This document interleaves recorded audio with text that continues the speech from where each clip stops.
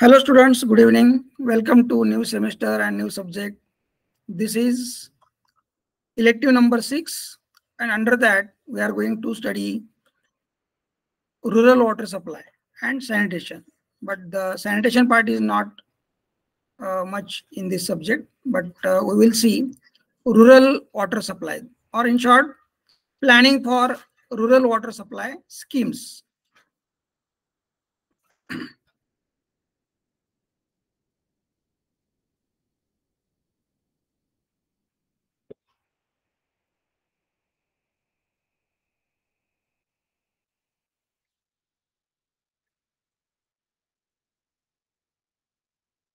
Here you can see, as per the structure of the syllabus, uh, in the second semester, that is your final semester, you will study DHS, quantity surveying, elective 5. Under that, you will study these subjects. Out of these, you can select any one subject. Then elective 6, under that, we have offered green structures and smart cities and rural water supply and sanitation. So I will be dealing with rural water supply and sanitation subject. So elective 6.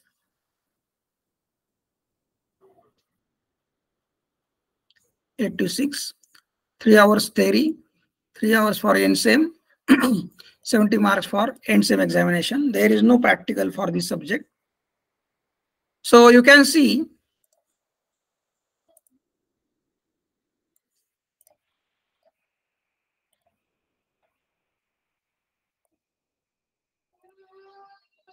from the syllabus of this subject that we will go through the content of this subject, and then you will understand that much part is related to how to plan rural water supply schemes. Means it is not about the treatment or the environmental engineering part. It is general infrastructure related, means the project planning or town planning. Related to that, we can see how water supply scheme is planned in the rural areas. So you can compare how rural areas are different from the urban areas. So in urban areas, many people stay uh, with high density in particular area, and government or the local authority plans for the water supply uh, by planning the source, its treatment, its conveyance or transportation, then again storage in terms of elevated storage reservoirs, and then providing the network for the distribution, and up to each household or building water is supplied. But in rural areas, you can see that uh, the rural area is not that much, the water in the rural area is not that much polluted, and you can get a good source of water where the treatment like urban area uh, will not be required, and you can find out a well or a pond or lake which can provide the water to the users. And many people have their own water supply source also, like well, bore well. So very few people will be dependent on the gram panchayat or the local bodies, particularly those who are staying in a गावठाण area. म्हणजे एखादं गाव जे असतं त्या गावामध्ये particularly आपल्याला water supply scheme ही राबवावी लागते. त्याच्यामध्ये भरपूर गव्हर्नमेंटच्या एजन्सीज आहेत वेगवेगळ्या. MJP महाराष्ट्र जीवन प्राधिकरण ही एक ऑर्गनायझेशन आहे, परंतु ती थोड्याशा जास्त पॉप्युलेशन किंवा मोठा जो खर्च असतो त्या ठिकाणी ते प्लॅन किंवा काम करतात. तर छोट्या ज्या वॉटर सप्लाय स्कीम्स आहेत त्या ग्रामपंचायत, झडपी, जिल्हा परिषद, पंचायत समिती यांच्या मार्फत त्या गावामध्ये राबवले जातात. मग त्यानुसार आपल्याला हेच बघायचं आहे की या स्कीम राबवताना आपल्याला कुठल्या कुठल्या गोष्टींचा विचार करावा लागतो आणि कशा प्रकारे आपण ती स्कीम तयार करू शकतो आणि चांगल्या प्रकारे त्या विलेजरसाठी विदाउट काय म्हणता येईल आपल्याला any disturbance or without any discontinuity water हे त्यांना चांगल्या प्रकारे आपल्याला सप्लाय करता येईल. तर इन जनरल थोडक्यात मी कंटेंट त्याचं वाचतो. अंडरस्टँडिंग प्री रिक्विजिट मध्ये आहे basic civil engineering and environmental engineering. So in general, course objectives, students will gain knowledge of techno-economic issues related to rural water supply. Students will study interdisciplinary aspects of water supply engineering. Subject will make students understand administrative aspect related to water supply. म्हणजे हे फिरून फिरून आपल्याला rural water supply म्हणजे त्यासाठी विहीर शोधणं, तळे शोधणं, तिथून पाईपलाईन तयार करणं, त्या पद्धतीने काही लागणारे इक्विपमेंट्स, डिव्हायसेस आणि त्या पद्धतीने डिस्ट्रीब्युशन सिस्टीम. म्हणजे बऱ्याच वेळा तुम्ही पाहिलं असेल की इनटेक वेल एखाद्या तलावामध्ये विहीर असते ती पर्टिक्युलरली अशी बऱ्यापैकी आतमध्ये असते so that in summer season also म्हणजे वॉटर लेवल ज्यावेळेस कमी होईल त्यावेळेस सुद्धा त्यांना तिथून पाणी हे उचलता येईल. So course outcome, understand issues related to water supply with respect to source, water related issues in the rural areas, understand role of various government departments and importance of participatory approach. लोकसहभाग हा महत्वाचा असतो. आपण बघतो बऱ्याच वेळा तुम्ही news मध्ये किंवा न्यूजपेपर मध्ये पण बऱ्याच वेळा पाहिलं असेल की बऱ्याच गावांचे वॉटर सप्लाय किंवा पिण्याच्या पाण्याचे प्रॉब्लेम्स होते. लोकसहभागातून लोकांनी काही गव्हर्नमेंटच्या शासनाच्या योजनेमधून बरीच कामं केली आणि आज ते गाव चांगल्या प्रकारे त्या गावाला पाण्याची सुविधा उपलब्ध आहेत. मला वाटतं सरपंच एक पाटोद्याचे म्हणून फेमस आहेत बघा, भास्कर पेरे पाटील. त्याचबरोबर हिवरे बाजार, पोपट पवार किंवा अजून अशाच बऱ्याच आपल्या सिलेबसमध्ये काही केस स्टडीज आहेत की त्या गावांमध्ये लोकांनी सहभागातून काही श्रमदानातून आपण जे एक उन्हाळ्यामध्ये बघा श्रमदानातून काम करून आपल्या गावासाठी पाणी अडवा पाणी जिरवा या पद्धतीची एक योजना होती किंवा त्यातून आपण काम करून ग्राउंड वॉटर लेवल वाढवून आपल्या गावाला जास्तीत जास्त पाणी कसं मिळेल या दृष्टीने श्रमदान करणं आणि त्या काही योजना होत्या बघा मध्यंतरी. त्या योजनेचं नाव तुम्हाला आठवत असेल तर नक्की चॅटमध्ये टाका किंवा अनम्यूट करून सांगा. आमिर खान वगैरे त्या योजनेचे प्रायोजक किंवा कोऑर्डिनेट करत होते बघा. त्यांना त्या गावांना बक्षिसं वगैरे देत होते. Paani Foundation, you must have heard about Paani Foundation. So understand various types of rural water supply scheme and infrastructure requirement. आता बऱ्याच वेळा काय होतं की आपण स्वतंत्र सेपरेट एखाद्या गावाची वॉटर सप्लाय स्कीम तयार करायची म्हटलं तर त्या भागामध्ये हा सोर्स असला पाहिजे. परंतु त्या जवळपास भागामध्ये जर सोर्स नसेल तर आपल्याला काय करावं लागेल की लांबून पाणी आणावं लागेल कुठून तरी. जवळपास एखादं धरण असेल, काही वेगळं मोठं स्टोरेज असेल तर त्या ठिकाणाहून आपण नक्कीच पाणी आणू शकतो. परंतु ते एखाद्या गावासाठी इकॉनॉमिकल नसतं. त्यामुळे आपल्याला काय करावं लागतं की जवळपासचे 8-10 गावं एकत्रित करून आपल्याला त्या गावासाठी एकत्रित इंटिग्रेटेड वॉटर सप्लाय स्कीम आपण प्लॅन करू शकतो. So understand interdisciplinary requirements in rural water supply including softwares. आता सध्या परिस्थितीत आपण बघतो बरेच स्काडा वगैरे असे काही ऍडव्हान्स सॉफ्टवेअर्स आहेत की ज्याने प्लांट ऑटोमेशन वगैरे करता येतं किंवा लिकेज वगैरे डिटेक्शन करता येतं. किंवा आता हेच बघितलं तरी आपण याच्यामध्ये काही इलेक्ट्रिकल डिव्हायसेस म्हणजे पंप असेल, सेंट्रिफ्युगल पंप असेल, सक्शन करण्यासाठी पंप वापरत असेल, काही पार्शियल प्रमाणामध्ये फिल्ट्रेशन किंवा बेसिक स्क्रीनिंग वगैरे करायचं असेल किंवा काही मेकॅनिकल इन्स्ट्रुमेंट्स असतील, डिव्हायसेस असतील, त्याचा पण आपण याच्यामध्ये अभ्यास करणार आहोत. So understand automation requirements for water supply project. Automation म्हणजे काय की जास्तीत जास्त आपल्याला प्रोजेक्ट हा ऑटोमेशन वरती आणायचा आहे. म्हणजे आपल्याला मशिनरीचा वापर करायचा आहे, AI टूल्स आहेत किंवा अजून काही डिफरंट सॉफ्टवेअर्स आहेत सो दॅट आपल्याला मॅन्युअली बऱ्याच वेळा त्याच्यावरती काम करावं लागणार नाही. साधं उदाहरण असेल की आपल्याला मोटर चालू करायची आहे दररोजची तर आपण काही रिमोट कंट्रोल किंवा मोबाईलवरून सुद्धा किंवा त्याच्यामध्ये काही वेगवेगळे सर्किट्स येतात, तर त्याच्यावरून तुम्ही मोटार ही डायरेक्टली सकाळी टायमर वगैरे लिहून लाईट आली की मोटार चालू होईल, सकाळी ठराविक 3 तास पाणी सप्लाय होईल आणि मोटार बंद होईल.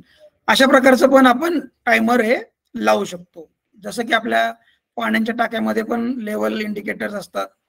पाण्याच्या टाकीमध्ये जर पाणी असेल आणि वरच्या इलेव्हेटेड जी आपल्या बिल्डिंग वरती टाकी असते त्यात जर पाणी कमी झालं, एक सर्टन लेवलच्या खाली पाणी गेलं तर पंप ऑन होईल, प्रोव्हाइडेड दॅट की खालच्या टाकीमध्ये पाणी आहे. आणि ती टाकी भरली किंवा भरायला लागली तर ऑटोमॅटिक पंप बंद होईल. म्हणजे अशा प्रकारे आपण ऑटोमेशन करून बरेच काम हे सोपे करू शकतो. So understand documentation and operation and maintenance issues related to water supply project including leak detection.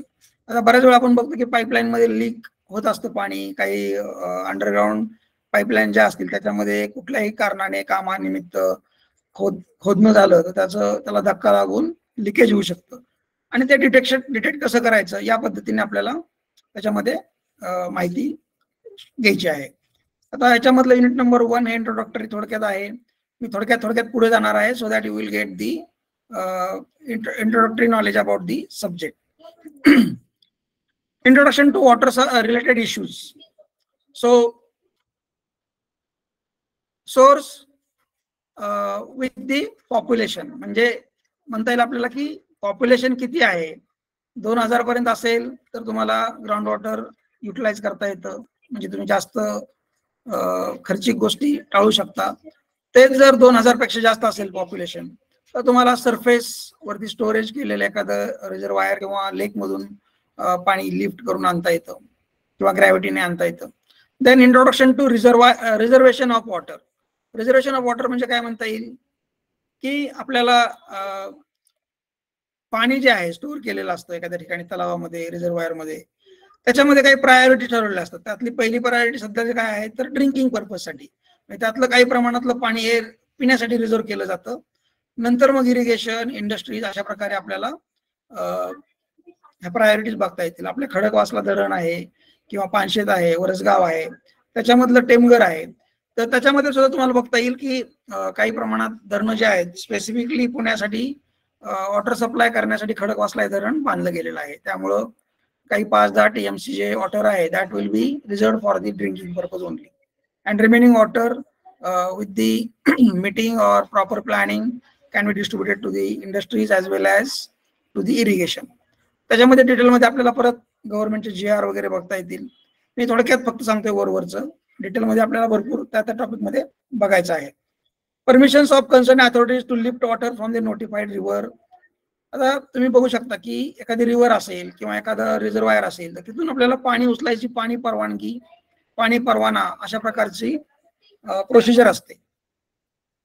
तर त्यामध्ये मग water related issues in the rural areas हे आपण बघू शकतो की काही भागामध्ये खूप दुष्काळी परिस्थिती असते, जवळपास एखादी नदी नसते किंवा ग्राउंड वॉटर अजिबात अवेलेबल नसतं.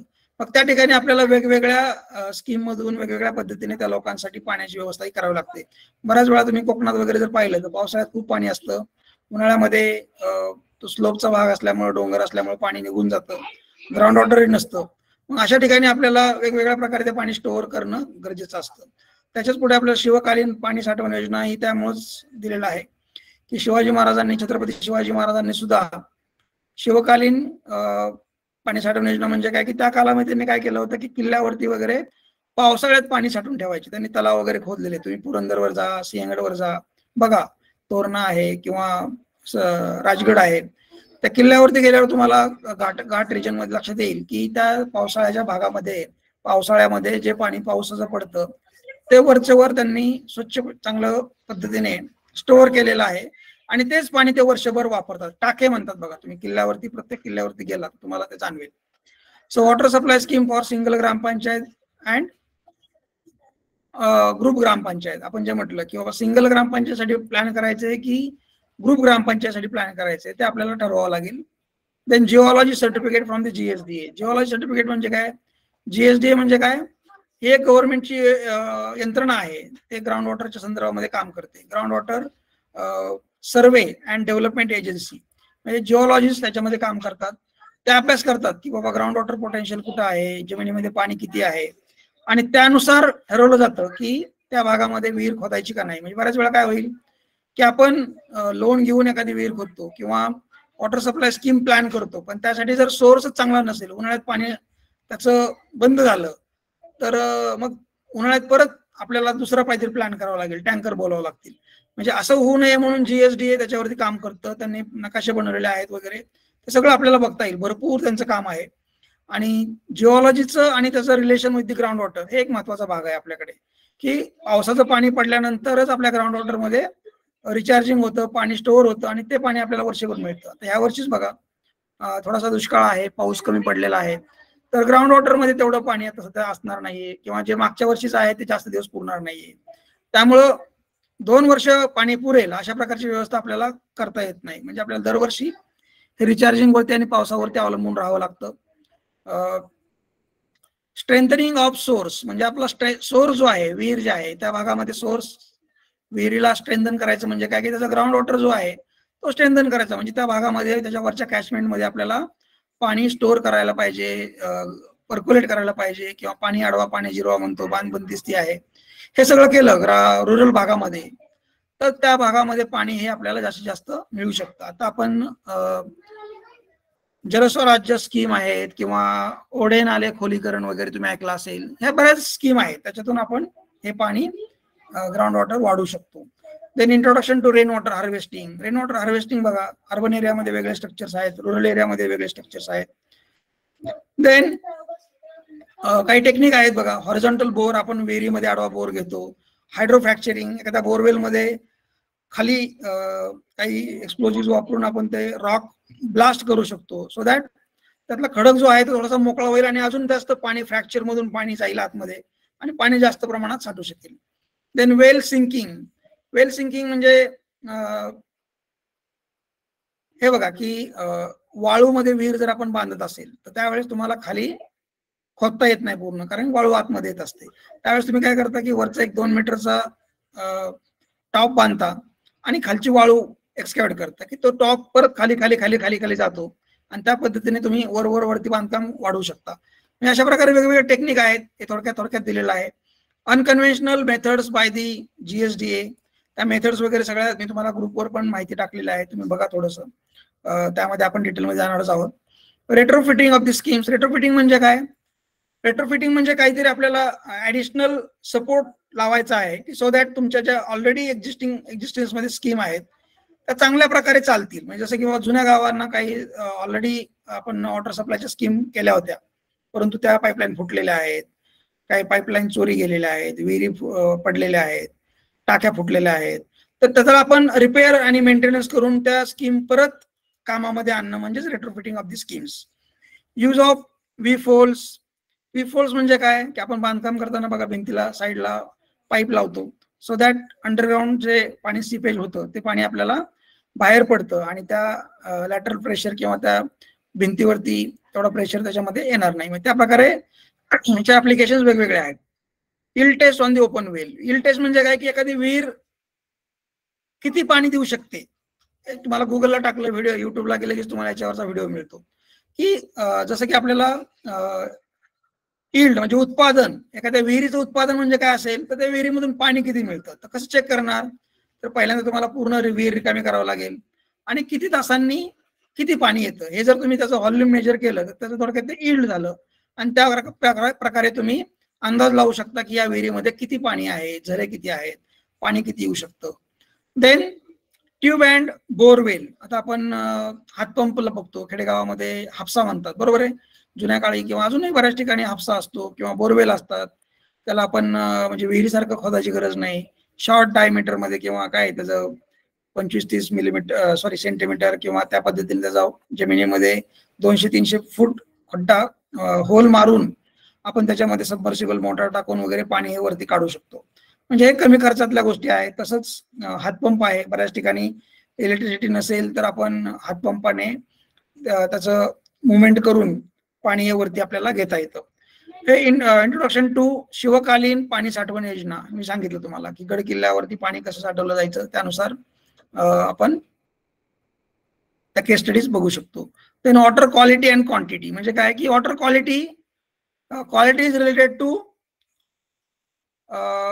We can say in terms of its quality म्हणजे काय म्हणता येईल की त्याच्यामध्ये पाणी कुठल्या क्वालिटीचं आहे, चांगलं आहे का नाही, गढूळ आहे, घाण आहे, टरबीड आहे, त्याच्यामध्ये काही कंटॅमिनेशन आहे का, हे झालं क्वालिटी बाबत. म्हणजे ज्या एन्व्हायरमेंटल इंजिनिअरिंग मध्ये तुम्ही टेस्ट शिकलेला आहात वेगवेगळ्या पाण्याच्या वॉटरवरती, त्या टेस्ट एक्सपेक्टेड आहेत आणि त्याचे नॉर्म्स, रिझल्ट किंवा स्टँडर्ड्स काय असतात त्याप्रमाणे. आणि देन क्वांटिटी म्हणजे काय म्हणता येईल की किती प्रमाणात पाणी आपल्याला लागणार आहे. आपल्याला गावासाठी स्कीम प्लॅन करायची म्हटलं तर दररोजचं किती पाणी आपल्याला लागणार आहे, त्या प्रमाणात तुम्हाला पाण्याची टाकी बांधता येईल किंवा त्या प्रमाणात पंप किती वेळ चालू ठेवायचा, पंप किती पाणी डिस्चार्ज त्याचा काय आहे, हे सगळे कॅल्क्युलेशन्स आपल्याला अंदाज घ्यावा लागतो आणि त्यानुसार मग पाईपचा डायमीटर, किती वेळ आपण चालू ठेवणार आहोत, पाणी किती वेळ द्यायचं आहे, लोक किती आहेत, पॉप्युलेशन किती आहे, पाणी किती तास द्यायचं आहे, पर फॅमिली पर पर्सन किती पाणी प्रोव्हाइड करणार आहोत. इन जनरल आपण अर्बन एरिया म्हणतो की अर्बन एरियामध्ये म्हणतो की 135 लिटर्स पर पर्सन पर कॅपिटा, बरोबर आहे. तर त्या पद्धतीने ग्रामीण भागामध्ये किती द्यायचं वगैरे त्याचे पण स्टँडर्ड्स आहेत. रुरल वॉटर सप्लाय डिपार्टमेंट आहे स्टेट गव्हर्नमेंटचं, त्याच्या वेबसाईटवरती आपल्याला भरपूर माहिती मिळते. पंचायत समितीमध्ये भरपूर स्कीम्स असतात. तर यावरून तुम्हाला इंट्रोडक्टरी पार्ट लक्षात येतो.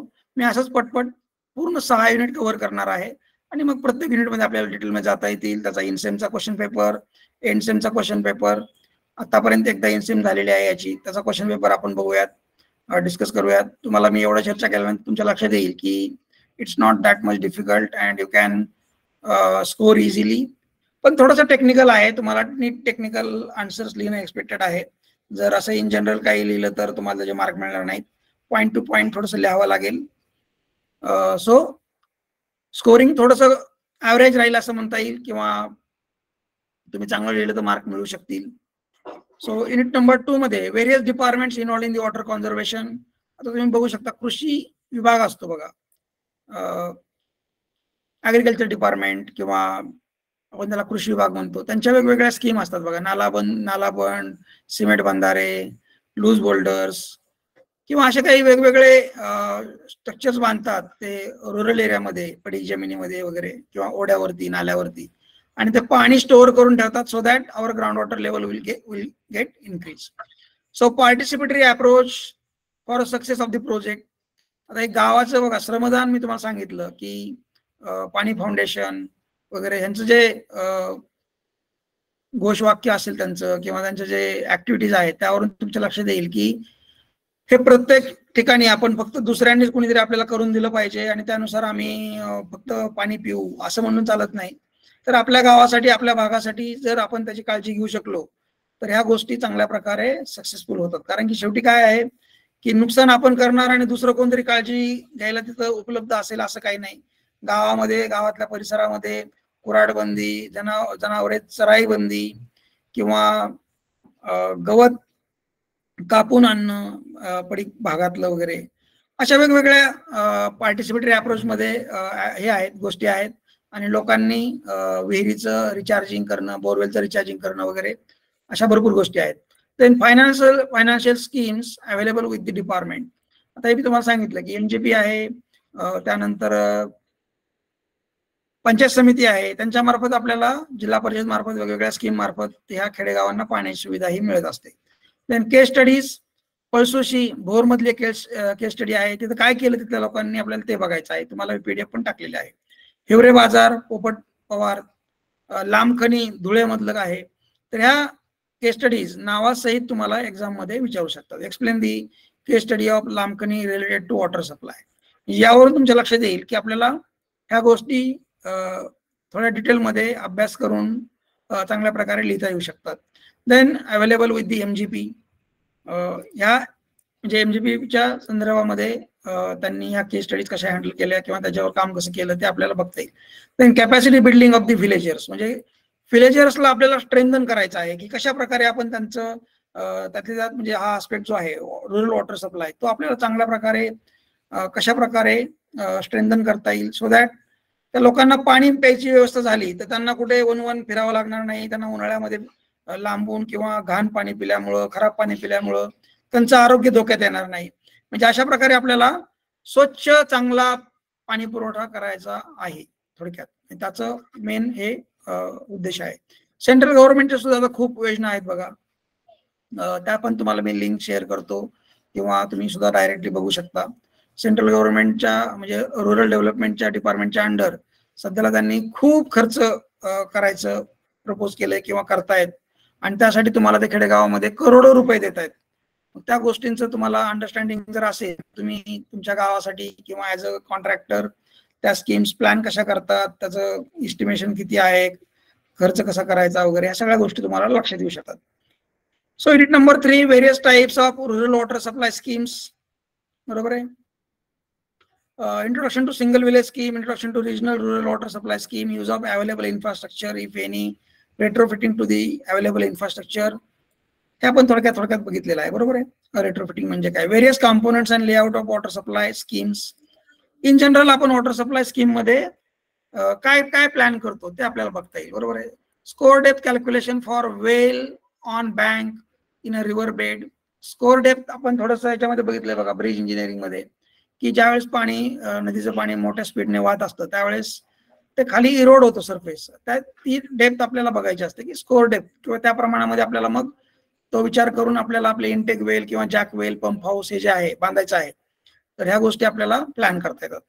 Then slotted pipe galleries, strange galleries, हे टर्म्स आहेत त्या जॅक वेल, इनटेक वेलच्या संदर्भामध्ये. आपण बघितलं की धरणामध्ये किंवा रिव्हरमध्ये आपल्याला विहिरी बांधलेल्या असतात आणि तिथून आपण पाणी पंप करून हे आणत असतो. आता मी उदाहरण दिलं तर बारामती MIDC साठी सुद्धा बघा की कुंभारगाव जे आहे उजनी धरणामध्ये, तिथून पाणी पंप केलेलं आहे. तिथूनच बिल्ड जी कंपनी आहे पेपर बनवणारी सोलापूर हायवेला, त्यांनी सुद्धा त्यांचं पंपिंग स्टेशन त्या उजनी बॅकवॉटर मध्ये तयार केलेलं आहे आणि तिथून ते पाणी पंप करतात. तर ते सुद्धा बघता येईल आपल्याला बघायचं म्हटलं तर. त्याच्यावरून तुमचे बरेच कन्सेप्ट क्लिअर होतील आणि लवकरच आपण ती विजिट प्लॅन करू शकतो. Then percolation well. Percolation well मधून काही प्रमाणात पाणी आपल्याला आपल्या मेन पंप हाऊस मध्ये, सॉरी जॅकवेल मध्ये घेता येतं. Then connecting mains, connection pipeline मध्ये आपल्याला बघता येईल. रिकपरेशन टेस्ट, ओनर्स रिस्पॉन्सिबिलिटी, ही टेस्ट काय आहे ते आपण डिटेलमध्ये परत बघूयात. म्हणजे काही टेस्ट आहेत की त्या आपल्याला त्या वॉटर सप्लाय रिलेटेड बघावे लागतात. Then introduction to the rising main, gravity main, ह्या टर्म्स आहेत त्या पाईपलाईन संदर्भात आहेत बघा, की जसं की आपण रिझर्वायर मधून पाणी पंप केलं किंवा ग्रॅव्हिटीने पाणी आपण एखाद्या टाकीपर्यंत आपल्या आणलं स्टोरेज पर्यंत, तर ती झाली रायझिंग मेन किंवा ग्रॅव्हिटी मेन. तिथून परत आपल्याला त्या गावापर्यंत पाणी न्यायचं असतं, मग ती अजून परत डिस्ट्रीब्युटरी असू शकते. Introduction to WTP, SR, ESR, GSR, MBR, ह्या टर्म्स आपण डिटेलमध्ये बघूयात. मी तुम्हाला त्याच्या रिलेटेड सगळं मटेरियल देईल आणि पर्टिक्युलरली त्या टर्म्स काय आहेत ते आपण बघूयात. Introduction to distribution including house connection. Ferrule, ferrule म्हणजे काय की थोडक्यात तुमच्या कनेक्शन कोंडाळं म्हणतो, नळ कोंडाळं तुमच्या दारामध्ये किंवा जुन्या काळी अगोदर फक्त चौकात वगैरे गावात असं असायचं की नळ तिथपर्यंत यायचा, तुमच्या घरामध्ये येत नव्हता. तर त्या पद्धतीने त्याचं कनेक्शन कसं असतं, सध्याला कुठल्या कुठल्या प्रकारचे पाईप अवेलेबल आहेत, खूप वेगवेगळे पाईप मटेरियल मध्ये आहेत, अवेलेबल आहेत, आणि त्या पद्धतीने त्याचा वापर करून आपण वॉटर सप्लाय स्कीम ही प्लॅन करू शकतो. Then unit number 4, interdisciplinary aspect of rural water supply. Just go through this content. I will come to this topic in a minute.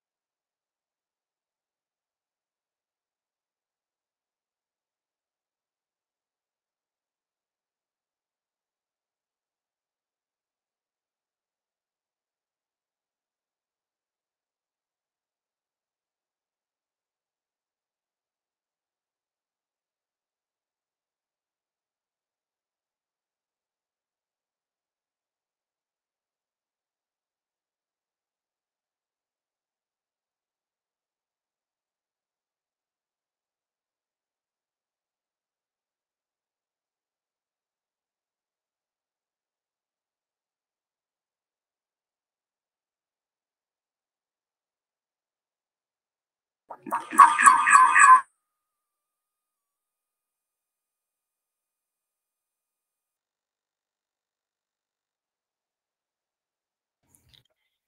you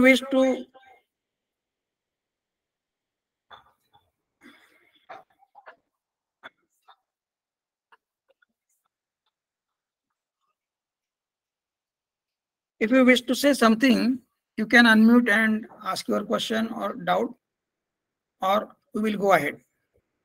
Am I audible? Yes, sir. Okay. So in unit number 4, you can see screen दिसते ना?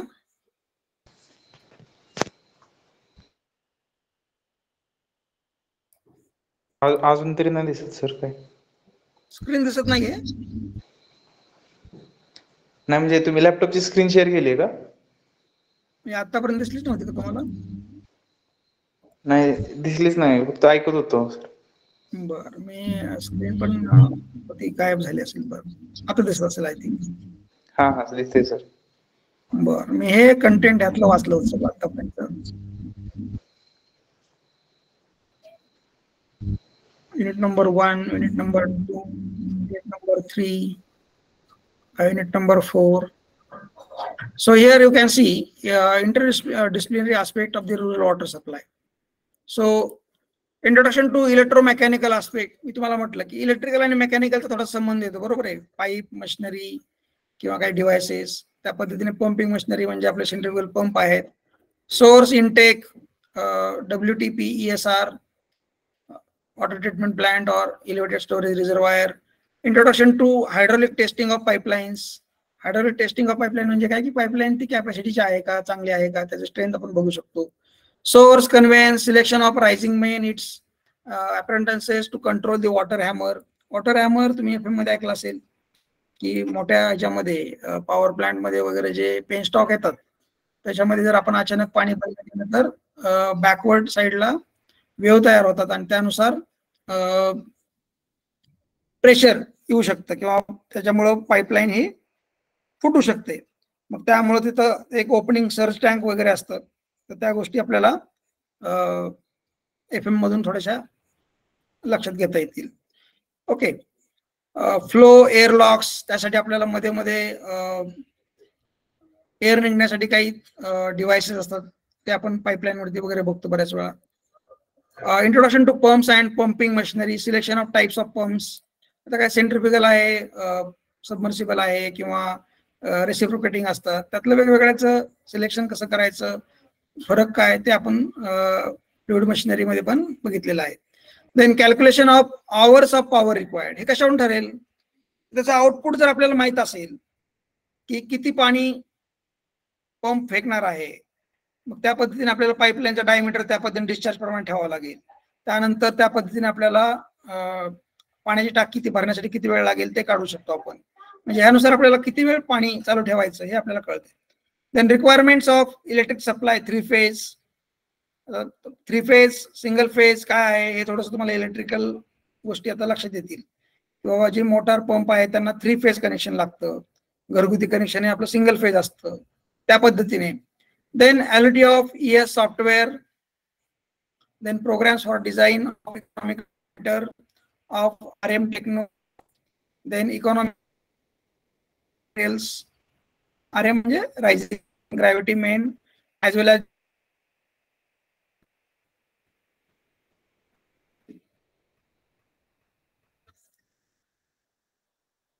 Software. तुम्हाला मी म्हटलं SCADA वगैरे भरपूर वेगवेगळे softwares आहेत की ज्याच्यामध्ये प्लांट ऑटोमेशन याला करता येतं. Then requirement of residual hydraulic pressure एक महत्वाचं असतं.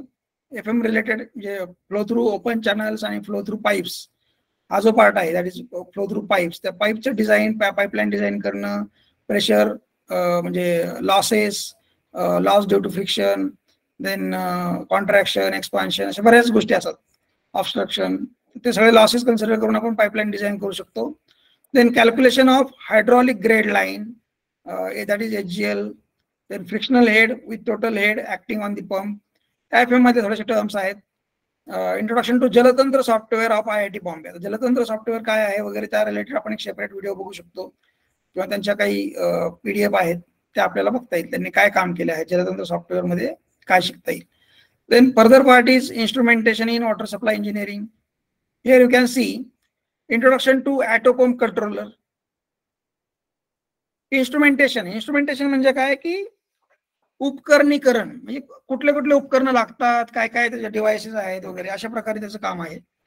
तर त्यानुसार इथे आपण बघू शकतो की introduction to auto pump controller, बरोबर आहे. आता हे लक्षात आलं तुमच्या की पंप जो आहे तो आपल्याला ॲटो पद्धतीने कंट्रोल करायचा आहे, की जेणेकरून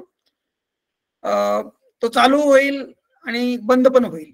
मग आपल्याला लेवल, त्याचे काही पॅरामीटर्स ते डिफाईन करावे लागतील. Then sensor for water quality monitoring cycle, then pH, turbidity meter, हे काही आपल्याला टेस्ट आहेत किंवा काही पॅरामीटर्स आहेत आणि त्यावरती आपल्याला पाण्याची क्वालिटी टेस्ट करायची असते. TDS मीटर, हे सगळे इन्स्ट्रुमेंट झाले, म्हणून आपण हे इन्स्ट्रुमेंटच्या अंडर बघत आहोत. Then ultrasonic level sensor, hydraulic modelling म्हणजे आपण सॉफ्टवेअर मध्ये त्याचं मॉडेलिंग करून कसं फंक्शनिंग करेल, वर्क करेल, हे आपण बघू शकतो. Use of instrumentation and robotics in WSS water supply schemes. Use of SCADA एक सॉफ्टवेअर काय आहे, त्याचा लॉंग फॉर्म काय आहे ते पण आपण बघणार आहोत, आणि त्याचं वर्किंग कसं असतं, त्याचा कंट्रोल पॅनल कसा असतो. थोडक्यात एक ॲडव्हान्स सॉफ्टवेअर सारखं आहे की त्याच्यातून तुम्हाला सगळ्या गोष्टी एका जागेवरून कंट्रोल करता येतात, म्हणजे जसं की प्लांट ऑपरेट करता येतं पूर्ण. Introduction to SCADA based automation. PLC एक अजून त्यातलाच एक मॉड्यूल आहे. PLC एक बघता येईल. Application of GPS global positioning system in water supply engineering, बरोबर आहे. आता GPS म्हणजे काय की लोकेशन आस्पेक्ट आपण बघतो त्यामध्ये, पोझिशन. तर त्यातून काय बघता येईल मग की बाबा व्हेकल कोणती कुठे आहे, किंवा एखाद्या गावाचं लोकेशन कुठं आहे, तर त्या गोष्टीचं तुमचं लोकेशन रिलेटेड म्हणजे लॅटिट्यूड लॉंगिट्यूड जे आहे त्या गोष्टी आपल्याला बघता येतील. GIS चं ऍप्लिकेशन बघायचं म्हटलं तर काय करावं लागेल, मॅप बनवणं किंवा त्याचा प्लॅन बनवणं, पाईपलाईनचा नकाशा तयार करणं, सोर्स फाइंड आउट करणं, सोर्स त्यात लोकेट करणं किंवा डिस्ट्रीब्युशन नेटवर्क दाखवणं, ह्या गोष्टी आहेत. Then introduction to water meter हा एक पार्ट आहे की तुम्ही पाणी किती वापरलं हे आपल्याला वॉटर मीटर, करंट मीटर, जसे वेगवेगळे डिव्हाइसेस असतात. मीटर आपण कुठल्याही प्रकारचे बघू शकतो.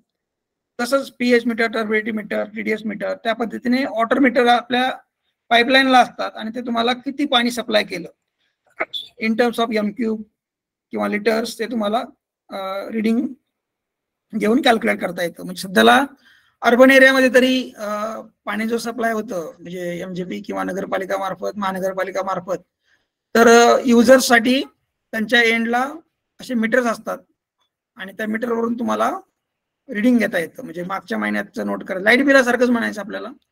Then case study of Malkapur town Karad जवळ एक आहे, त्यांनी काय त्या गावामध्ये केस स्टडी सक्सेस स्टोरी काय आहे ते आपल्याला बघता येईल. Then documentation of presentation. आता हे सगळं बघितलं आपण, त्यातल्या त्याचं डॉक्युमेंटेशन कसं करायचं किंवा त्याचं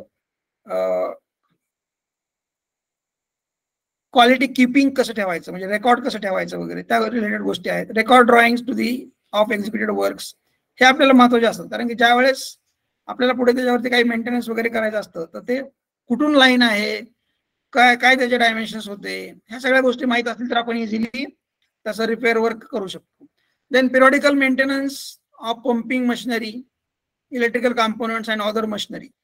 मेंटेनन्स हा पार्ट महत्वाचा आहे. आपल्याला लक्षात आला असेल की कुठलीही मशिनरी काही दिवसानंतर त्याचं वर्किंग चांगल्या प्रकारे होण्यासाठी आपल्याला त्याचं मेंटेनन्स असेल, म्हणजेच इन टर्म्स ऑफ रिपेअर, काही जळालेले पार्ट असतील, काही खराब झालेले पार्ट्स असतील, काही लुब्रिकेटिंग पार्ट असतील, हे सगळं आपल्याला मेंटेन करावं लागतं, रिपेअर करावं लागतं, तरच त्या मशिनरी चालू कंडिशन मध्ये राहतात. तसं आपण आपल्या 2 व्हीलरचा मेंटेनन्स करतो, सर्व्हिसिंग करतो, 4 व्हीलरचा सर्व्हिसिंग करतो. घरामध्ये पण आपलं घर काही दिवसानंतर आपण साफ करतो, साफसफाईचं काम करतो तसं, किंवा काही प्लंबिंग रिलेटेड घरामधल्या दुरुस्त्या असतात किंवा काही इलेक्ट्रिकल बटन खराब झालेले असतात, त्या पद्धतीनेच. Then training required to villagers on operation and maintenance issues.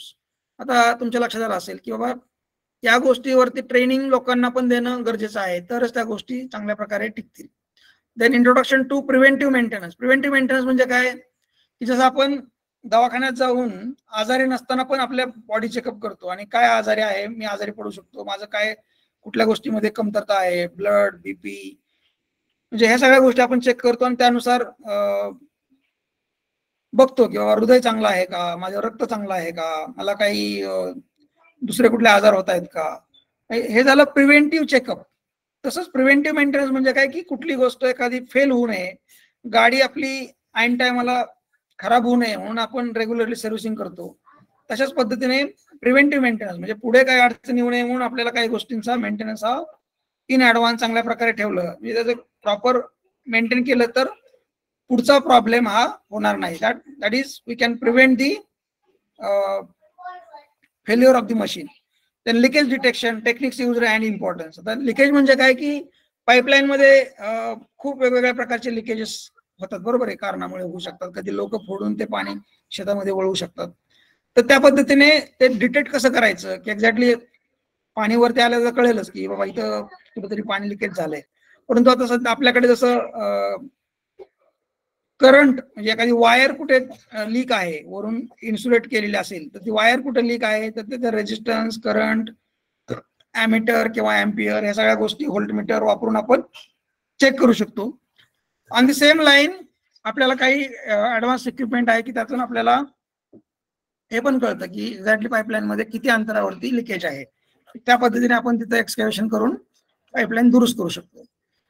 तर हे थोडक्यात तुम्ही बघितलं तर ओव्हरऑल फिरून फिरून बघितलं तर सगळं जे कंटेंट आहे ते सगळं रुरल वॉटर सप्लाय या संदर्भामध्येच आहे. सॅनिटेशन म्हणजेच टॉयलेट किंवा त्या रिलेटेड फॅसिलिटी प्रोव्हाइड करणं, त्याचं जे आहे गव्हर्नमेंट मार्फत बघा शौचालय बांधणं किंवा उघड्यावर जाऊ नका, टॉयलेटचा वापर करा वगैरे, हे जे सगळं मिशन आहे that is related to sanitation, rural water supply and sanitation. Sanitation part याच्यामध्ये नाहीये बट नावामध्ये आलेला आहे म्हणून आपण रुरल वॉटर सप्लाय म्हणलं तरी चालेल. तर याच्यामध्ये काही प्रॅक्टिकल वगैरे नाहीये, तर त्याच्यावरती काही असाइनमेंट्स वगैरे असतील ते आपण डिस्कस करून घेणारच आहोत, बरोबर आहे. म्हणजे बेस्ड ऑन युनिट नंबर 1 त्याचं कंटेंट मी ऑलरेडी तयार केलेलं आहे. त्या पद्धतीने असं तुम्हाला क्वेश्चन्स तयार आहेत काही 8-10 क्वेश्चन्स, ते इम्पॉर्टंट क्वेश्चन्स तुम्ही तयार करून प्रिपेअर करू शकता. काही युट्यूब व्हिडिओ लिंक वगैरे दिलेले आहेत, बरोबर आहे. तर यातून तुमचं प्रिपरेशन इझिली होऊ शकेल. 6 युनिटच्या 6 असाइनमेंट वगैरे आहेत. मागचे क्वेश्चन पेपर्स आपल्याला बघता येतील. काही व्हिडिओ लेक्चर्स आहेत मागच्या वेळेस मी तयार केलेले, ते तुम्हाला मी ऑलरेडी अपलोड केलेले आहेत युट्यूबला, ते पण तुम्ही बघू शकता. हे रेकॉर्डिंग आहेत काही लेक्चरचे, आत्ताचं पण रेकॉर्डिंग आहे. पीपीटीज आहेत, काही नोट्स आहेत ज्याच्यामुळे तुम्हाला मी सर्क्युलेट पण केले बरेच, बरोबर आहे. मॅन्युअल आहेत, काही केस स्टडीज आहेत, शिवखलील पाणी साठवण योजना आहे. हे सगळं वाचल्यावर इमिजिएटली तुम्हाला हळूहळू सगळं कळायला लागतच आहे, बरोबर आहे.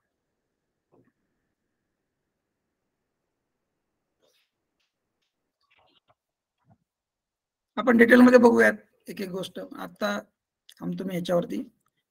पुढचं जे सांगायचं तुम्हाला की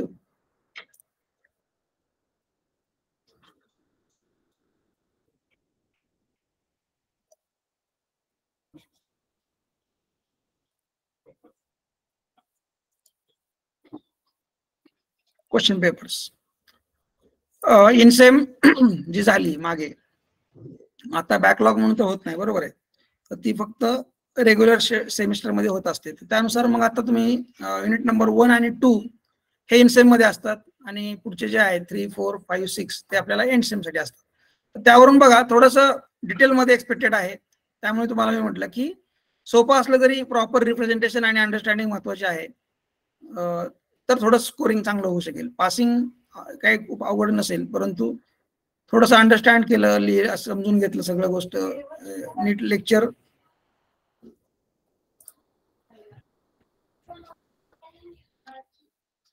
जर केले तर तुम्हाला हे सगळं येऊ शकतं. Enlist and discuss water related issues in the rural areas लिहू शकता. How water supply scheme for single gram panchayat is different than the scheme for group gram panchayat. Discuss notified river. Discuss the following point. हे river lifting permission संदर्भात आहे. Rain water harvesting, वीफ holes, discuss the difference between tube wells and borewells. तयारी करू शकता आपण हे सगळे, बरोबर आहे. Discuss how geology affect the ground water seepage. Geology आणि ग्राउंड वॉटर याचं महत्वाचं रिलेशन आहे. परिवेश रॉक असेल तर पाणी खाली जाईल, नाहीतर मग बसाल्ट सारखा रॉक असेल, बरोबर आहे, लेअर मध्ये, तर पाणी खाली जाणार नाही जमिनीमध्ये, त्यामुळे आपल्याला पाणी खाली जमिनीमध्ये मिळणार नाही. What is the procedure to conduct yield test on open well. पण इल्ड टेस्ट बघूया डिटेलमध्ये, कशा पद्धतीने कसं मेजरमेंट केलं जातं किंवा कशा प्रकारे तुम्हाला रिझल्ट कॅल्क्युलेट करता येतात. How different departments play their roles in water conservation schemes discuss. Water conservation department आहे, ॲग्रिकल्चर डिपार्टमेंट आहे, तर प्रत्येकाचा रोल तुम्ही लिहू शकता. Discuss case study of Hiware Bazar with the features of this case study. Hiware Bazar म्हणजे पोपटराव पवार यांनी काय काम केलं हे तुम्हाला डिटेलमध्ये लिहावं लागेल. सगळं कसं प्लॅन केलं, त्यांनी काय केलं होतं. पारनेर तालुक्यात त्यांचं हिवरे बाजार गाव आहे, तर त्यांनी गावाचं ऑडिट केलं पूर्ण, म्हणजे वॉटर ऑडिट. पाऊस किती पडतो, जमिनीत पाणी किती जातं, विहिरीमध्ये किती पाणी साठत असेल, आणि त्यानुसार त्यांनी पिकं कोणती घ्यायची हे ठरवलं, आणि त्यानुसार त्यांनी पाण्याचा वापर मर्यादित ठेवला, आणि त्याच्यातून त्यांना मग थोडंसं फायदा झाला, असं त्यांचं सक्सेस स्टोरी आहे. मी पीडीएफ ऑलरेडी शेअर केलेली आहे. How participatory approach helpful to make any project successful. Participatory approach आपण बघतो बऱ्याच वेळा की आपण सहभागी त्यात झालो तर ते चांगल्या प्रकारे काम होऊ शकतं, नाहीतर फक्त दुसरं कोणी काही किती केलं तरी ते टिकू शकत नाही. हा महत्वाचा पॉइंट आहे. Enlist and discuss any two the financial schemes available with the department. Government डिपार्टमेंटच्या कुठल्या वेगवेगळ्या स्कीम्स आहेत वगैरे ते आपण थोडक्यात डिस्कस करू डिटेलमध्ये. Give detail note on capacity building of villagers. व्हिलेजर्ससाठी आपण काय करू शकतो, वेगवेगळ्या ऍक्टिव्हिटीज ज्यातून त्यांच्यामध्ये स्ट्रेंथ मिळेल, चांगल्या प्रकारचं आपण त्यांना स्ट्रेंथन करू शकतो. Discuss economic aspect of water supply scheme. Economic aspect of water supply scheme म्हणजे आता की फायनान्शियल आस्पेक्ट आपल्याला महत्वाचा आहे की बाबा पाणी सोर्स जवळ आहे का लांब आहे, की त्यानुसार आपण स्कीम प्लॅन करू शकतो. सिंगल ग्रामपंचायत, ग्रुप ग्रामपंचायत, किंवा त्या गावाला तेवढ्या फंडिंग अवेलेबल आहे का, म्हणजे कशा प्रकारे आपण फायनान्सचा आस्पेक्ट कन्सिडर करून त्या गावामध्ये आपण वॉटर सप्लाय स्कीम प्लॅन करू शकतो. कसा वाटला तुम्हाला इन्सिनचा पेपर? आपण आता एका लेक्चरमध्येच जेवढं डिस्कस केलं त्यावरून कसा वाटतोय इन्सिनचा पेपर? सोपं आहे आणि स्कोर करण्यासारखं आहे. म्हणजे नीट लिहिलं तर होऊ शकतं ना. हा सर, थोडेसे एफर्ट्स घेणं गरजेचं आहे. म्हणजे आता तर असं कुठलं एवढं खूप अवघड वाटत नाही की बाबा त्याच्यावर मला प्रिपेअर होणार नाही, किंवा आपण अजून जेवढे लेक्चर सगळं सब्जेक्ट आपण सिलेबस तर कव्हर करेल सगळं, पण त्यातनं तुम्हाला ह्याच्यामध्ये कुठलं अवघड वाटेल असं काय वाटतंय का? नाही सर, एवढं तर नाही काय वाटत अजून अवघड असं. इथं आपलं पहिलंच लेक्चर आहे, बरोबर आहे. आपण एंड सेन्सचं पण बघूयात. एंड सेन्सचं पण मी जेवढं डिस्कस केलंय तेवढ्यावरून तुम्ही आता म्हणलं तरी काही प्रमाणामध्ये लिहू शकता. एवढं डिफिकल्ट नाहीये. तुम्ही स्कोअर करायचं असेल तुम्हाला तर चांगल्या प्रकारे तुम्हाला जेवढं क्लिअर आणि विथ डायग्राम वगैरे चांगलं लिहू शकता त्यावरून तुम्हाला स्कोअर करता येतं. थोडंसं टेक्निकल आहे, एवढं आहे बेस. त्याला शेवटी काय आहे की ॲज अ सिव्हिल इंजिनियर आपल्याला तेवढं तरी नॉलेज पाहिजे, नाहीतर मग नुसतं थेरॉटिकल म्हणजे एकदम प्युअर थेअरी लिहून पण उपयोग नाही. त्याच्यामध्ये थोडासा बेस आहे की तुम्हाला ग्रामीण भागात थोडंसं नॉलेज असेल तर तुम्हाला ह्या गोष्टीचं अंडरस्टँडिंग पण असेल आणि तुम्ही इझिली ह्या गोष्टी लिहू शकता चांगल्या पद्धतीने. आता इथे बघा एंड सेम म्हणजे हा युनिट नंबर 3 पासून पुढे. Can you discuss the role of government policies and initiatives in promoting sustainable and accessible water supply in rural areas? तर बऱ्याच वेळा काय होतं की मुलांना क्वेश्चन कळत नाहीत लवकर. लिहायचं तेच असतं पण क्वेश्चन थोडेसे फिरून आल्यासारखं वाटतं, कळत नाही. परंतु थोडंसं नीट जर प्रिपेअर केलं तर गव्हर्नमेंटच्या एजन्सीज किंवा त्यांचे काही इनिशिएटिव्ह आहेत. सेंट्रल गव्हर्नमेंट बघा काम करते खूप, स्टेट गव्हर्नमेंटचं रुरल डेव्हलपमेंट डिपार्टमेंट आहे, वॉटर सप्लाय डिपार्टमेंट आहे, पंचायत समिती आहे. हे काय काम करतात हे थोडं डिस्क्राईब करता आलं पाहिजे नीट. How can cost benefit analysis and financial models help in decision making and securing funding for retrofitting projects? आता कॉस्ट बेनिफिट अनालिसिस आपल्याला माहिती आहे की कॉस्ट टू बेनिफिट आपण रेशो घेऊ शकतो, बरोबर आहे. त्यातून आपल्याला त्याचा जो रेशो मिळतो त्यानुसार आपल्याला आता हे बघता येईल की बाबा बेनिफिट जास्त आहे की कॉस्ट जास्त आहे, मग त्याच्यावरून अनालिसिस म्हणजे फायनान्शियल अनालिसिस आपण करू शकतो वेगवेगळं, त्याच्यावर निर्णय आपल्याला घेता येतो की बेनिफिट जास्त असेल, म्हणजे बेनिफिट टू कॉस्ट रेशो जर घेतला आपण समजा, किंवा कॉस्ट टू बेनिफिट, त्याप्रमाणे वरती जे असतील त्यानुसार बेनिफिट वरती असेल, कॉस्ट खाली असेल, तर काय असेल, बेनिफिट 2 आला आणि कॉस्ट 1 आली, सपोज आपण 1 रुपयामध्ये म्हणतोय, तर डबल बेनिफिट मिळतोय, म्हणजे त्याचा इंडेक्स 2 आला तर बेनिफिट जास्त आहे, आपल्याला ती स्कीम अफोर्डेबल आहे असं म्हणता येईल. म्हणजे हे सगळं मेजरेबल आहेत काही गोष्टी, त्या आपल्याला गोष्टी बघाव्या लागतात, खर्च किती येणार आहे, त्या स्कीमला फायदा होईल का, म्हणजे आपण इन जनरल आपण जे विचार करतो ना, अनालिसिस करतो कुठलंही काम करताना, किंवा शेती खरेदी करायची असेल किंवा घरात काय काम करायचं असेल, त्यावेळेस त्या गोष्टींचाच जसा विचार करतो तसंच आपल्याला या गोष्टी स्कीम प्लॅन करताना पण विचार करणं गरजेचं असतं. How does the location, type and size of intake structure impact the efficiency and reliability of the water supply system. हे वाक्य असं बघितलं थोडंसं काही मुलांना अवघड वाटू शकतं, पण त्यात विचार केला तर काय लिहायचे बघा. How does the location, type, size of intake structure. Intake structure म्हणजे काय की नदीकाठी रिझर्वायरच्या कडेला आपल्याला जे इंटेक स्ट्रक्चर बांधायचं आहे त्याचं लोकेशन, टाईप, साईज हा कसा इम्पॅक्ट करणार आहे कशावरती, तर efficiency, reliability of the water supply system. आता लोकेशन जर तुम्ही कडेला बांधलं तुम्हाला वर्षभर पाणी मिळणार नाही. टाईप म्हणजे त्याच्यामध्ये वेगवेगळे टाईप आहे, त्यानुसार तुम्हाला पाणी सप्लाय कसा मिळेल, किती मिळेल हे आहे. Size of the intake structure म्हणजे ह्या त्या रिलेटेड गोष्टी आपल्याला कोरिलेट करायच्या आहेत की ओव्हरऑल पाणी सप्लायसाठी तुम्हाला प्लॅन करताना ह्या गोष्टींचा विचार का करावा लागतो. ह्याला ऑर जो आहे त्याच्यामध्ये बघा, what are the different types of ground water based schemes implemented in rural areas and what factors determine their feasibility. तर ग्राउंड वॉटर म्हणजे आपल्याला जनरली वापरायचं असेल तर त्या संदर्भामध्ये कुठल्या स्कीम्स आहेत गव्हर्नमेंटच्या त्या आपण बघणारच आहोत, बरोबर आहे. आणि त्याच्यामध्ये इन जनरल आपल्याला माहित पाहिजे की बाबा ग्रामीण भागामध्ये पॉप्युलेशन कमी असेल तर ग्राउंड वॉटर हाच आपल्याला सोर्स असतो, म्हणजे जनरली त्या गावाची एक विहीर असते, आणि त्या पद्धतीने मग हे सगळं एक्सप्लेन करायचं की त्या पद्धतीने आपल्याला त्याची इकॉनॉमिक किंवा फायनान्शियल जे फॅक्टर्स आहेत किंवा कंडिशन्स आहेत त्यानुसार आपल्याला ती स्कीम ही फिजिबल आहे असं समजून आपण त्यावरती काम करू शकतो. Then how do this system address the challenges of water scarcity, contamination and accessibility. म्हणजे प्रश्न थोडेसे जरा फिरून फिरून विचारले थोडेसे ह्याच्यामध्ये, परंतु लिहायचं तेच आहे की बाबा ह्या ज्या सिस्टीम आहेत कुठल्या ग्राउंड वॉटर रिलेटेड त्या ग्रामीण भागातले वॉटर स्केरिसिटी, कंटॅमिनेशन, ऍसिडिटी हे कसं ओव्हरकम करतील, बरोबर आहे. तर त्यातूनच आपल्याला लिहायचं की बाबा आपण प्लॅन करतानाच त्याविषयी सगळे प्लॅन करत आहोत. सोर्स फाइंड आउट करताना असं प्लॅन करतो की बाबा तो वर्षभर पाणी देईल. कंटॅमिनेशन म्हणजे त्याचं तो सोर्स कंटॅमिनेट होऊ नये म्हणून काळजी घ्यायची आहे, किंवा त्या पद्धतीने काही प्रमाणामध्ये क्लोरिनेशन वगैरे करतात. ऍसेसिबिलिटी म्हणजे बाबा water supply scheme proper plan केली, लोकांना ठराविक ठिकाणी पाणी दिलं, घरापर्यंत पाणी दिलं तर लोकांना त्याचं पाणी मिळू शकेल. म्हणजे लिहायचं तेच आहे, फक्त तुम्हाला कंटेंट थोडंसं प्रॉपर क्वेश्चन प्रमाणे लिहिता आलं पाहिजे. Explain significance of membrane bioreactor in the context of water treatment. आता वॉटर ट्रीटमेंटच्या संदर्भामध्ये वेगवेगळ्या ट्रीटमेंट मेथड्स आहेत, परंतु इथे जास्त डिटेलमध्ये एक्सपेक्टेड नाहीये. एक मेम्ब्रेन बायोरिएक्टर हा एक त्यांनी क्वेश्चन विचारलेला आहे, लिहू शकतो आपण त्यावरती.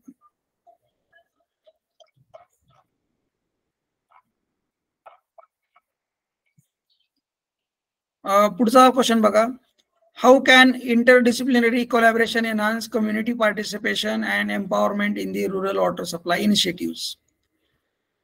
Interdisciplinary collaboration enhance community participation and empowerment in rural water supply initiatives. आपण जसं म्हटलं की पीपल पार्टिसिपेशन पाहिजे, वेगवेगळ्या स्तरातून गव्हर्नमेंट, एनजीओज ह्या सगळ्यांचं जर कॉन्ट्रीब्युशन असेल आणि गावातील लोकांचं पण असेल तर त्या पद्धतीने ती स्कीम मेंटेन राहू शकते. लोकांचं लक्ष असेल, त्यांना सगळ्यांना जर वाटलं की हे माझंच आहे, आमच्यासाठीच आहेत, तर ते चांगलं होईल. नाही तर कुणीतरी चोरून नेलं, कुणीतरी काहीतरी घाण केलं, कुणीतरी तोडलं फोडलं तर ते मेंटेन करणं अवघड आहे, बरोबर आहे. म्हणजे लोकांनीच जबाबदारी त्याची घेतली पाहिजे. माझं कुटुंब माझी जबाबदारी, माझा गाव माझी जबाबदारी, ह्या टर्म्स त्यातूनच आलेल्या आहेत की तुम्ही तुमच्या गावासाठी जर काम केलं नाही, दुसरा कोणी तुमच्या डेव्हलपमेंटसाठी तिथे येणार नाही, बरोबर आहे. लोकांनीच आपला गाव, आपला परिसर, आपलं जे काही क्षेत्र आहे तिथं चांगल्या प्रकारे लक्ष देऊन काय काय करता येईल, गावासाठी उपयुक्त प्लॅन केले पाहिजेत, वॉटरशेड मॅनेजमेंट स्ट्रक्चर तयार केले पाहिजेत, हे सगळं गावाने ठरवायचं आहे आणि गावासाठीच प्लॅन करायचं आहे. How do factors such as pump size, material of construction and operational cost play a role in the selection of most suitable pump for the specific application. आता एक पंप रिलेटेडच आहे, तुम्ही थोडंसं थेअरी त्याची बॅकग्राऊंड मध्ये लिहू शकता की बाबा कुठल्या टाईपचे पंप असतात, साईज काय असते, सिलेक्शन कसं करतो आपण, त्याचं डिस्चार्ज किती असतो, आउटपुट किती असतं, कॉस्टिंग कसं असतं, आणि त्यानुसार मग त्याचं स्पेसिफिक कोणता पंप कुठे वापरता येऊ शकतो असं. Explain the concept of frictional head loss in piping system and how it affect the hydraulic grade line.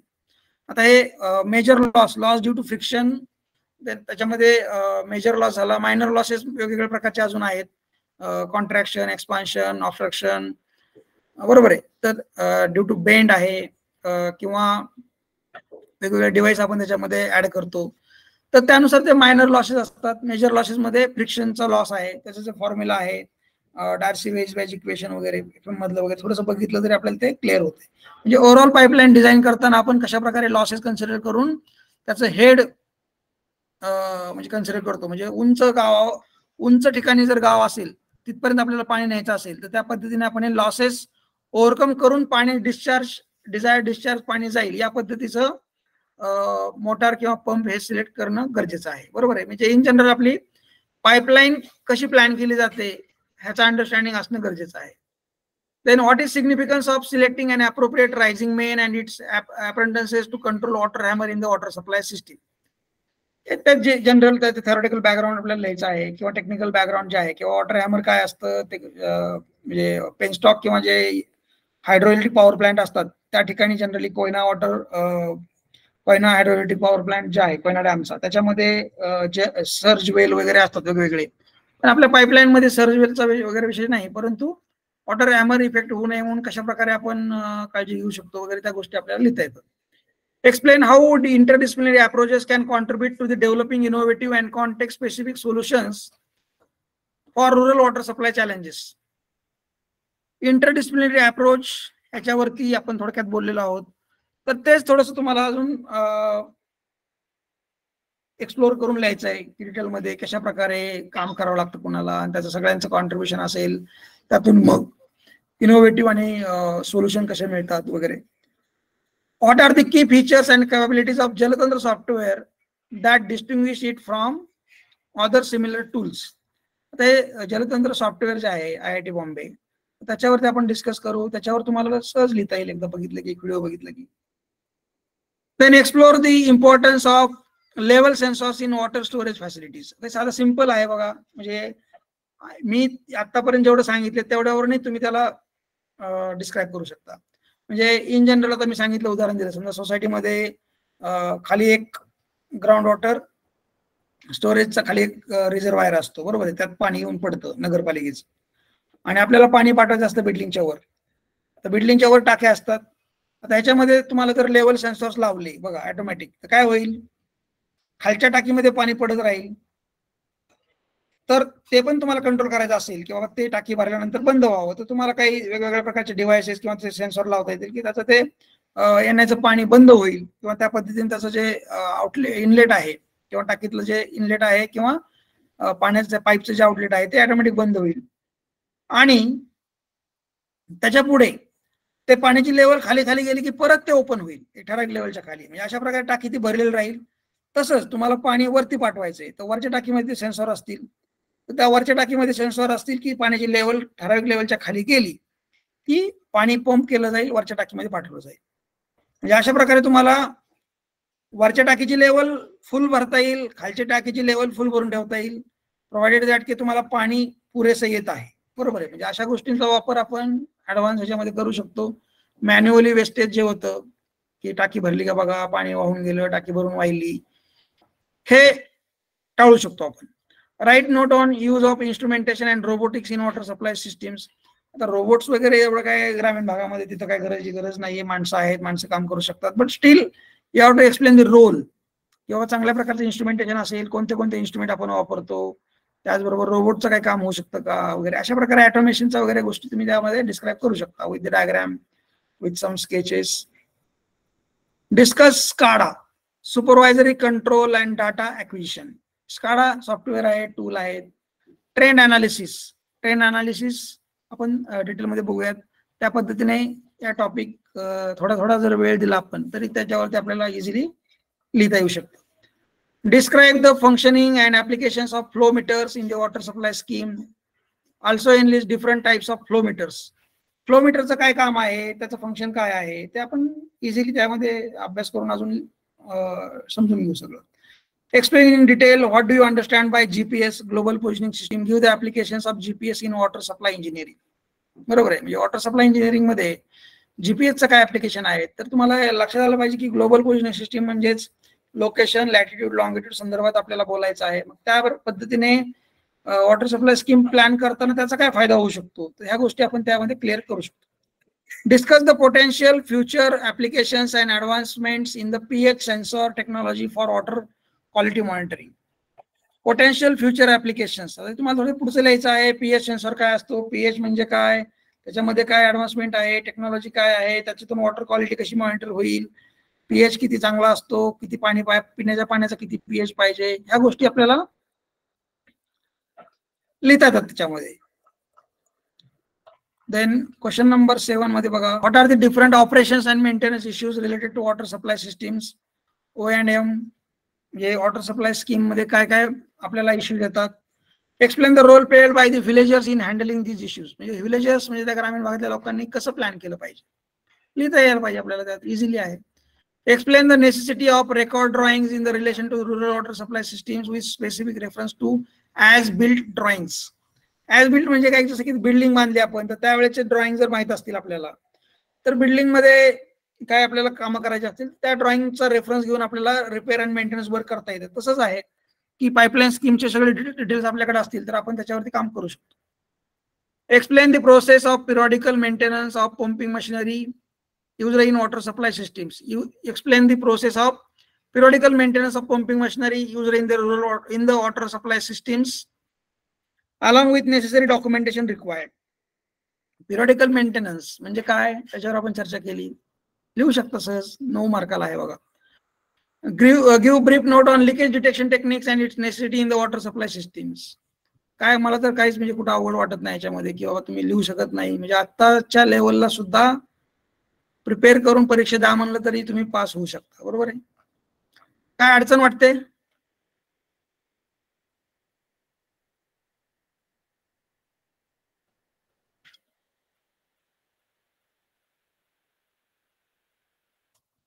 अडचण वाटते का काय क्वेश्चन मध्ये? नाही सर. बर, काय तुला काय म्हणजे एवढं सगळं ऐकल्यावर काय वाटतंय सब्जेक्ट बद्दल? आणि आहे सर, सोपा आहे सब्जेक्ट.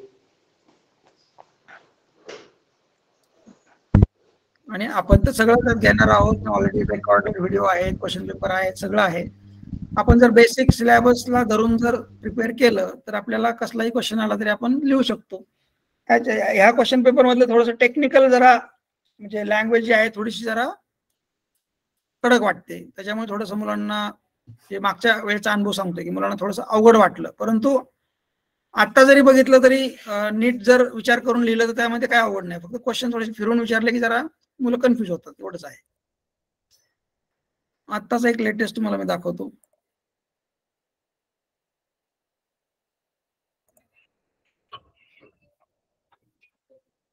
बॅकलॉग मधला जो आहे तो,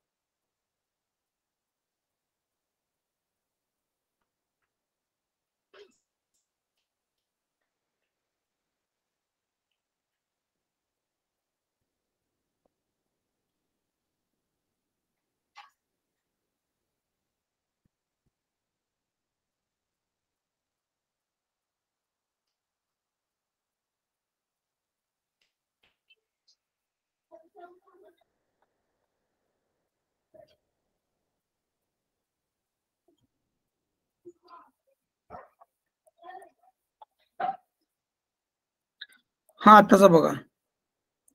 What are the key features and objectives of piped water supply schemes in rural areas?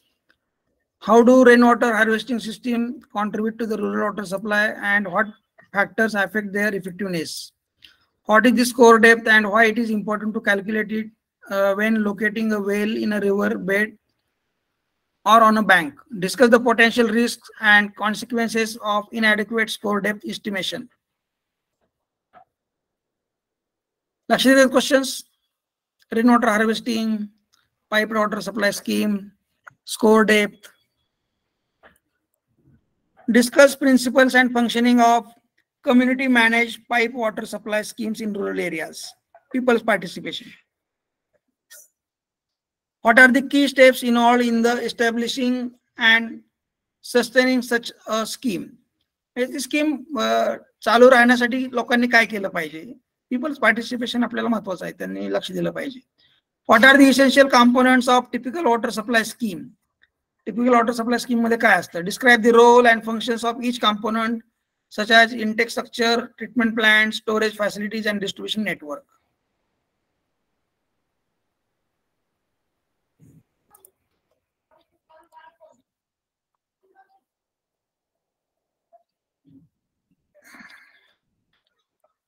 Describe the design and operation of an intake jack well, that is pump house.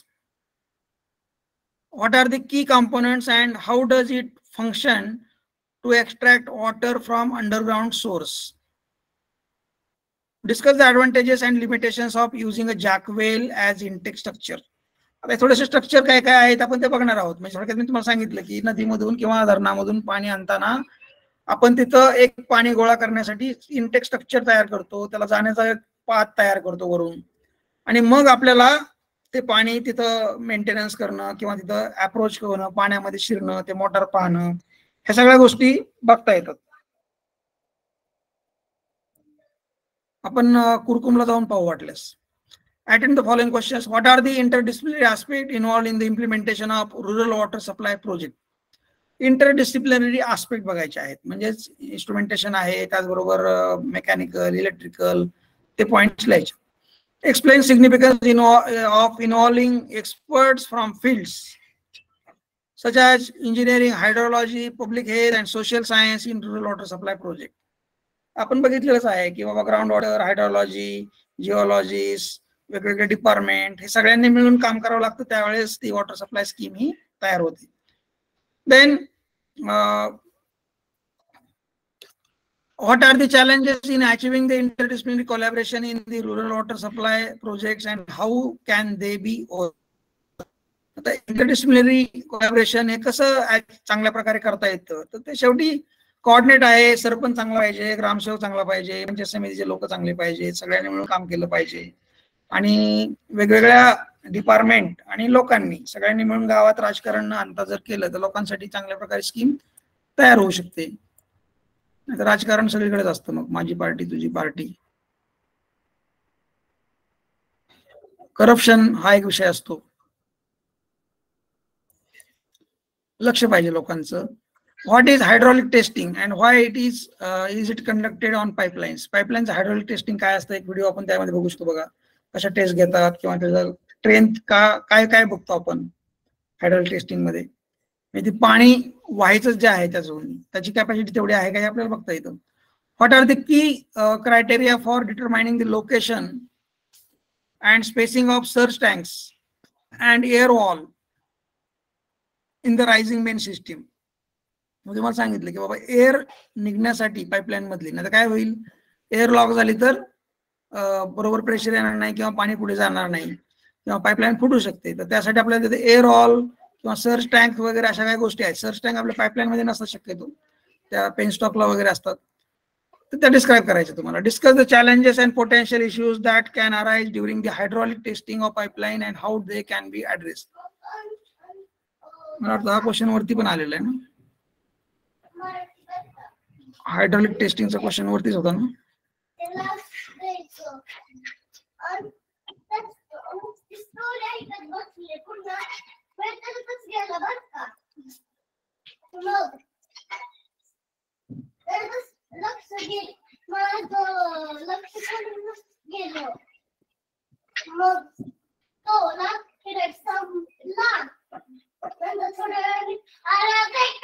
इथंच आहे बघा. What is hydraulic testing, why it is conducted, challenges, potential issues that can arise during hydraulic testing of pipelines and how they can be addressed. पुढे, how do level sensors help in monitoring water levels in reservoirs and tanks, wells, facilitating efficient management of water resources and demand. हे सगळं त्या रिलेटेडच आहे बघा. Level, water लेवलचा आपण बघितले आता, त्याचा काय फायदा होतो, कसा होतो. Facilitating efficient management of water resources and demand. त्या पद्धतीने आपल्याला काय होतं की जसं गरज पडेल त्या पद्धतीने आपण चालू बंद करू शकतो. पाण्याचं वेस्टेज कमी होणार नाहीये, पाण्याचं वेस्टेज होणार नाहीये आणि लोकांना पाणी कमी पण पडणार नाही.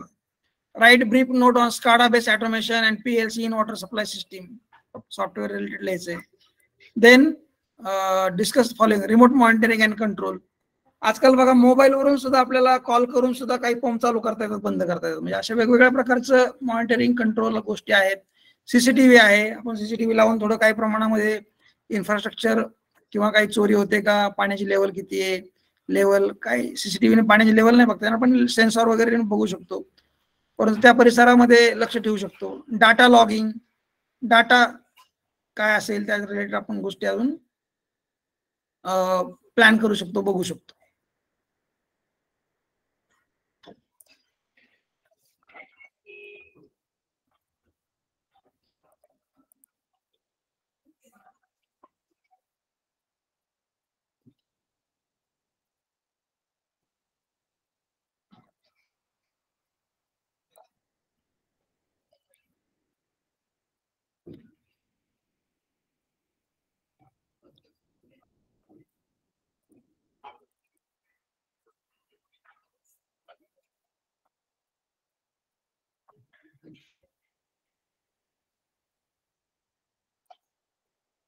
Explain in detail what do you understand by GIS, Geographical Information System. तुम्हाला झाले already. Remote sensing GIS. Give the applications of GIS in water supply engineering.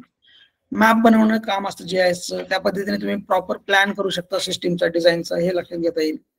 Discuss the potential future applications and advantages in pH sensor technology for water quality monitoring. बरोबर आहे. pH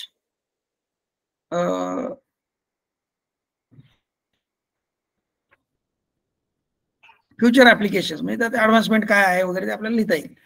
can emerging trends like sensor networks, online monitoring and real time data analysis, data analytics contribute to the enhance pH monitoring. त्याच्यावरतीच भरपूर लिहिता येईल तुम्हाला. pH आणि advance काय काय टेक्नॉलॉजी आहेत, कशा प्रकारे तुम्ही मॉनिटर करू शकता. पाईपलाईन मधून येणारं पाणी जे आहे त्याचा pH कंटिन्युअसली मॉनिटर करायचं आहे. सेन्सॉर्स असतील, त्यावरून कसं आपल्याला लक्ष ठेवता येईल हे बघायचं आहे.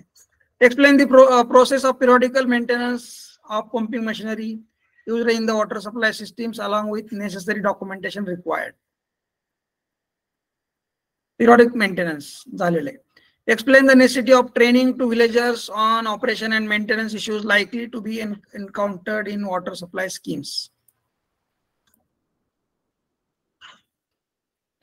ट्रेनिंग द्यायचं आहे आपल्याला, लोकांनी त्या सिस्टीम चांगल्या ठेवाव्यात म्हणून. Explain the process of periodical maintenance of electrical components. Explain the process of periodical maintenance of electrical components.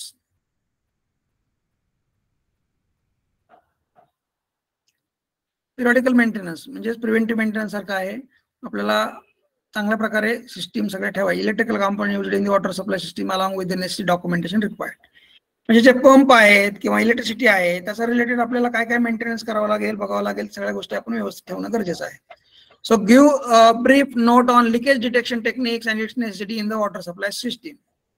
Leakage detection आपल्याला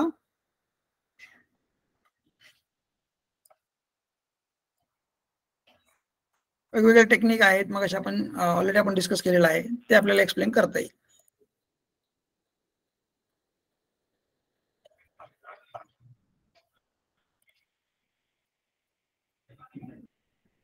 ओके, काय वाटतंय मग? काय any question, any difficulty, any confusion?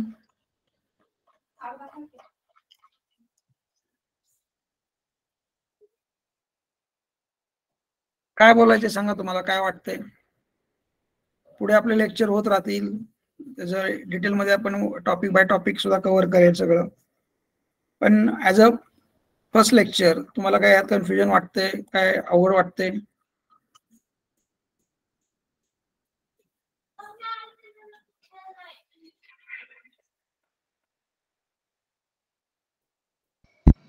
अवघड नाही वाटत आहे सर. यातले काही काही कन्सेप्ट तर ऑलरेडी झालेले आहेत, त्यामुळे नाही अवघड नाही वाटत आहे. बरं, नाही तुम्ही त्यात फायनल इयरला आहात, तुम्हाला म्हणजे यातलं काय काय फक्त थोडस इलॉबरेट करायच्या काही गोष्टी किंवा सिलेबस मध्ये काय आहे हे बघून थोडंसं प्रिपेअर केलं तर इझिली होतंय आपलं. म्हणजे तसं काय असं खूप अवघड नाही. म्हणजे इव्हन मी तर अजून स्टार्टच आहे, आपली सुरुवातच आहे, बरोबर आहे. इथंच आपण Yes, sir. पूर्ण Yes, sir. सब्जेक्टचा ओव्हरव्ह्यू घेतलेला आहे, क्वेश्चन पेपर बघितलेले आहेत, सगळं त्याचं ऍप्लिकेशन बघतोय. डिटेलमध्ये जायला तर अजून आपल्याकडे 2-3 महिने सगळं बघायला.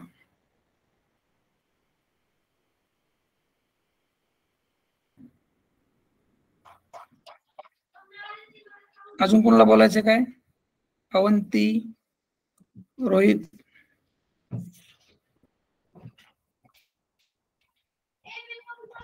न्यूमेरिकल सर वाटतं ना मग आपल्या ह्यात? न्यूमेरिकल नाही येत काही.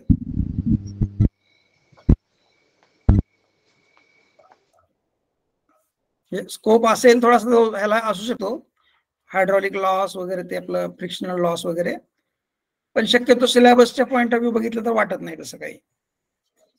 बरोबर आहे. आणि प्रिपेअर करायला तुम्हाला गव्हर्नमेंटचं भरपूर डाटा आहे, सगळं आहे, वेबसाईट्स आहेत, स्कीम्स आहेत.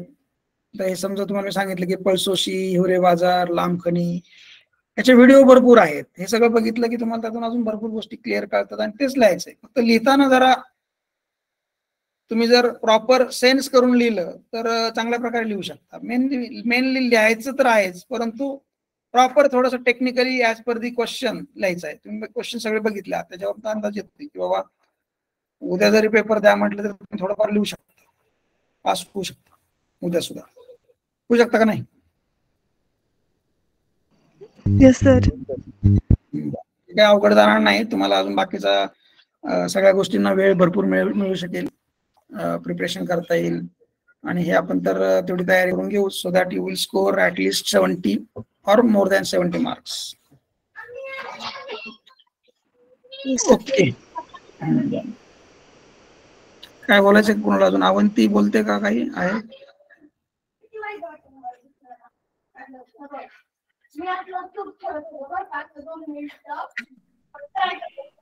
नाही सर, काही नाहीये डाऊट तसा.